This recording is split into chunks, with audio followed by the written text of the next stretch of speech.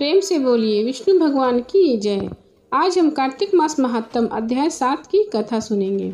नारद जी ने कहा, हे राजन, कार्तिक मास में व्रत करने वाले के लिए नियमों को संक्षेप में बतलाता हूँ, उसे आप सुनिए। व्रत को सही प्रकार के आसिन मास, उदर, राई, खटाई तथा नशीली वस्तुओं का त्याग कर देना चाहिए। व्रती को दूसरे का अन्न ग्रहण नहीं करना चाहिए, किसी से द्वेष नहीं रखना चाहिए और तीर्थ के अतिरिक्त अन्य कोई यात्रा नहीं करनी चाहिए। देवता, वेद, ब्राह्मण, गाय, व्रती, नारी, राजा तथा गुरुजनों की निंदा भी नहीं करनी चाहिए। व्रती को दाल, तिल, पकवान व दान में किए हुए भोजन ग्रहण नहीं करने चाहिए। किसी की चुगली या निंदा नहीं करनी चाहिए। किसी भी जीव का मांस नहीं खाना चाहिए। पान, कत्था, चूना, नींबू, मसूर, बासी तथा जूठे अन्न का प्रयोग नहीं करना चाहिए। गाय के, बकरी तथा भैंस के अतिरिक्त अन्य किसी पशु का दूध नहीं पीना चाहिए। कांसे के पात्र में रखा हुआ पंचगव्य, बहुत ही छोटे घड़े का पानी तथा केवल अपने लिए पका हुआ अन्न प्रयोग करना चाहिए। कार्तिक मास का व्रत करने वाले मनुष्य को सदैव ब्रह्मचर्य का पालन करना चाहिए। उसे धरती पर सोना चाहिए और दिन के चौथे पहर में केवल एक बार पत्तल में भोजन करना चाहिए। व्रती कार्तिक माह में केवल नरक चतुर्थी, जिसे छोटी दिवाली भी कहा जाता है, के दिन शरीर में तेल लगा सकता है। कार्तिक माह में व्रत करने वाले मनुष्य को सिंघाड़ा, प्याज, मट्ठा, गाजर, मूली, काशी फल, लौकी, तरबूज, इन वस्तुओं का प्रयोग बिल्कुल नहीं करना चाहिए। रजस्वाद, चंडाल, पापी, पतित, व्रतहीन, ब्रह्मद्रोही और नास्तिक से बातचीत नहीं करनी चाहिए। भगवान विष्णु को प्रसन्न करने के लिए अपनी शक्ति के अनुसार चंद्रयान आदि का व्रत करना चाहिए और उपयुक्त नियमों का पालन भी करना चाहिए। व्रती को प्रतिपदा को कुम्हाड़ा, द्वितीय को कटहल, तृतीया को तरुणी स्त्री, चतुर्थी को मूली, पंचमी को बेल, छठी को तरबूज, सप्तमी को आंवला, अष्टमी को नारियल, नवमी को मूली, दसवीं को लौकी, एकादशी को परवल, द्वादशी को बेर, त्रयोदशी को मट्ठा, चतुर्थी को गाजर तथा पूर्णिमा को साग का प्रयोग नहीं करना चाहिए। रविवार को आंवला का प्रयोग नहीं करना चाहिए। कार्तिक माह में व्रत करने वाले मनुष्य यदि इन शाकों में से किसी शाक का सेवन करना चाहे तो पहले ब्राह्मण को देकर ही ग्रहण करें। यदि विधान माघ माह के व्रत के लिए भी है, देवोत्थानी एकादशी से पहले की गई विधि के अनुसार नित्य जागरण, गायन वादी आदि करनी चाहिए। इसको विधि पूर्वक करने वाले मनुष्य को देखकर यमदूत ऐसे भाग जाते हैं जैसे सिंह के गर्जना से हाथी भाग जाते हैं। कार्तिक मास का व्रत सभी व्रतों में श्रेष्ठ है। इसके अतिरिक्त जितने भी व्रत यज्ञ है वो 1000 की संख्या में किए जाने पर भी इसकी तुलना में नहीं कर सकते, क्योंकि यज्ञ करने वाले मनुष्य को सीधा बैकुंठ की प्राप्ति होती है। जिस प्रकार राजा की रक्षा उनके अंग रक्षक करते, उसी प्रकार कार्तिक माह का व्रत करने वाले की रक्षा भगवान विष्णु की आज्ञा से इंद्र आदि देवता करते हैं। व्रती मनुष्य जहाँ कहीं भी रहता है वहीं पर उसकी पूजा होती है, उसका यश फैलता है। उसके निवास स्थान पर भूत, पिशाच आदि कोई भी नहीं रह पाते। विधि पूर्वक कार्तिक माह का व्रत करने वाले मनुष्यों के पुण्य का वर्णन करने में ब्रह्मा जी भी असमर्थ है। यह व्रत सभी पापों को नष्ट करने वाला होता है। पुत्र पौत्र प्रदान करने वाला और धन धान की वृद्धि करने वाला यह व्रत सभी व्रतों में सबसे उत्तम माना जाता है।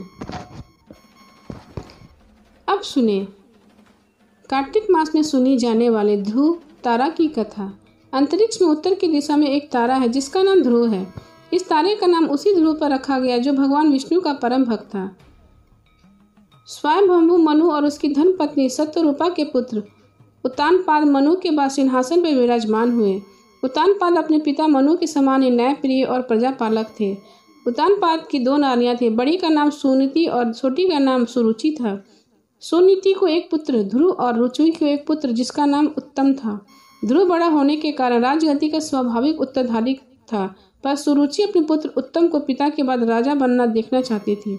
इस कारण वह ध्रुव और उसकी माँ सुनीति से ईर्ष्या करने लगी और धीरे धीरे उत्तानपाद को अपने मोह माया के जाल में बांधने लगी। इस प्रकार सुरुचि ने ध्रुव और सुनीति को उत्तानपाद से दूर कर दिया।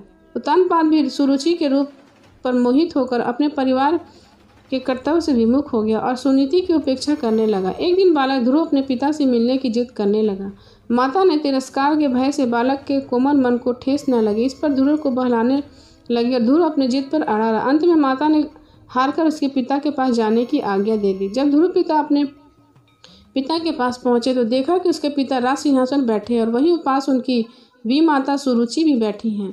अपने भाई उत्तम को पिता की गोद में बैठकर ध्रुव की इच्छा कि पिता की गोद में बैठने की हुई, पर उत्तानपाद ने अपने प्रिय पत्नी सुरुचि के सामने गोद में चढ़ने वाले लालायत प्रेमवश आए हुए पुत्र का आदर नहीं किया। अपनी सौत के पुत्र ध्रुव को पिता की गोद में चढ़ने को उत्सुक देखकर सुरुचि को क्रोध आ गया और कहा, अरे लल्ला, बिना मेरे पेट से जन्मे किसी अन्य स्त्री का पुत्र होकर तू क्यों इतनी बड़ी इच्छा करता है? तू अज्ञानी है, इसलिए ऐसी अलभ्य वस्तु की इच्छा करता। चक्रवर्ती राजाओं के बैठने के लिए बना यह राज सिंहासन तो सिर्फ मेरे पुत्र उत्तम के योग्य ही। तू इससे इस व्यर्थ की इच्छा को अपने मन में से निकाल दे। अपनी माता का ऐसा कथन सुनकर ध्रुव कुपित होकर पिता को छोड़कर अपनी माता के महल को चल दिया। उस समय क्रोध से ध्रुव के होंठ कांप रहे थे और वह जोरों से सिसकियां ले रहा था। अपने पुत्र को इस प्रकार अत्यंत क्रोधित और खिन्न देखकर सुनीति ने ध्रुव को प्रेम पूर्वक अपनी गोद में बिठाकर पूछा, बेटा, तेरे क्रोध का कारण क्या है?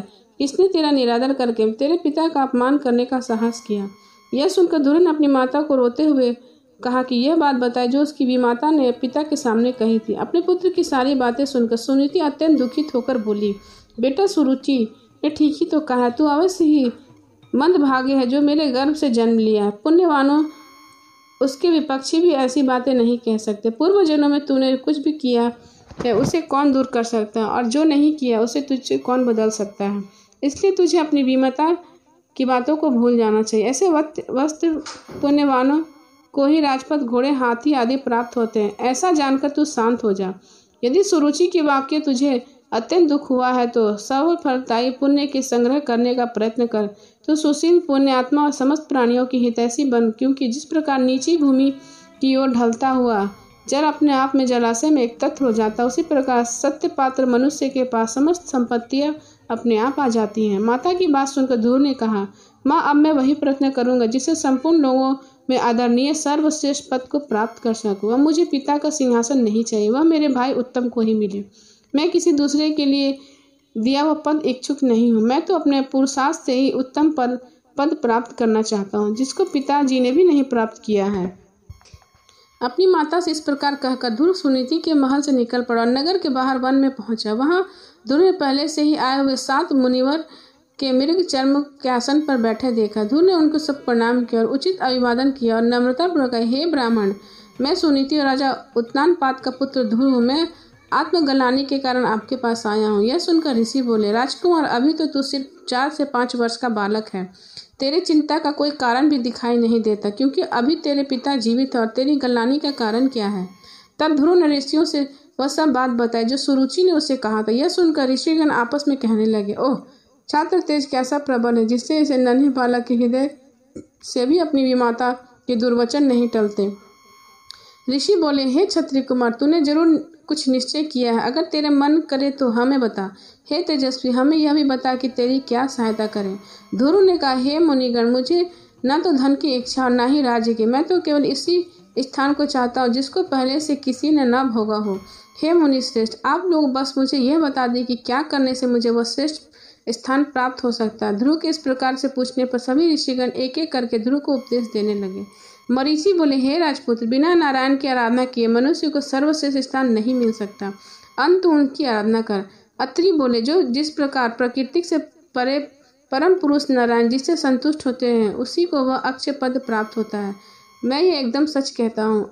अंगिरा बोले, यदि तू अग्रस स्थान का इच्छुक है तो जिसे सर्वव्यापक नारायण से यह सारा जगत व्यापक है, तो उनकी ही आराधना कर।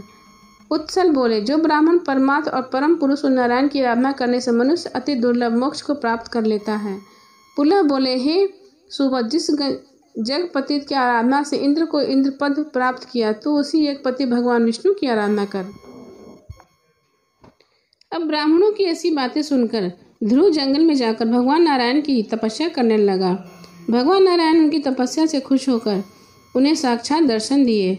अतः उन्हें भगवान ने ध्रुव से कहा, हे ध्रुव, तुमको मेरा साक्षात दर्शन हुआ है, इससे निश्चित ही तेरा तपस्या सफल हो गया। पर मेरे दर्शन को कभी निष्फल नहीं होता, इसलिए तुझे जिस वर की इच्छा हो सो मांग लो। ध्रुव बोला, हे भगवान, आपसे संसार में क्या छिपा। मेरी सौतेली माता वचनों से आहत होकर अपनी तपस्या में प्रवृत्त हुआ हूँ, जिन्होंने कहा था कि मैं अपने पिता के राज सिंहासन के योग्य नहीं हूँ। अंत, हे संसार को रचने वाले परमेश्वर, मैं आपकी वह स्थान चाहता हूँ जो आज तक इस संसार में किसी को प्राप्त न हुआ हो। श्री भगवान बोले, वह तूने अपने पूर्व जन्म में भी मुझे संतुष्ट किया था, इसलिए तू जिस स्थान की इच्छा करता है वह तुझे अवश्य प्राप्त होगा।